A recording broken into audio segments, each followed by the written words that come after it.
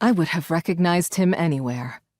He was as familiar to me as my own reflection, as if I'd seen him every day of my entire life. Looking at him was like finding a solid handhold on a crumbling wall, with the security of immovability. My first reaction upon seeing him without a glamour was relief, because the lines and colors of his body matched my subconscious expectation of what I should see. My second reaction was a throb of sexual attraction, the kind that makes the world brighten as your pupils dilate and your heart rate picks up. The third was anger at the man who'd been willing to leave me to die in the wilderness for the inconvenience of saving me. Dane Sundamar did not even approach human. He had the same too beautiful face I remembered, narrow and sculpted, with arching brows over his deep-set wolf eyes.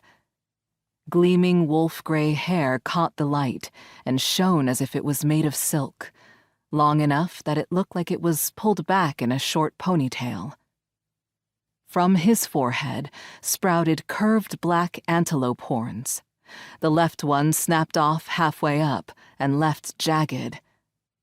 Movement caught my eye. He had gray furred lynx-like ears, the tips darkening to black tufts, turning to catch the sounds of the room.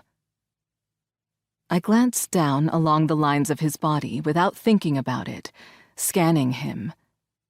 He wore black leather, cut like armor, but obviously fine clothing, and it emphasized his broad shoulders and powerful core. His stance wasn't at all human. He stood on his clawed raptor feet like an animal, his weight on his toes and his knees bent.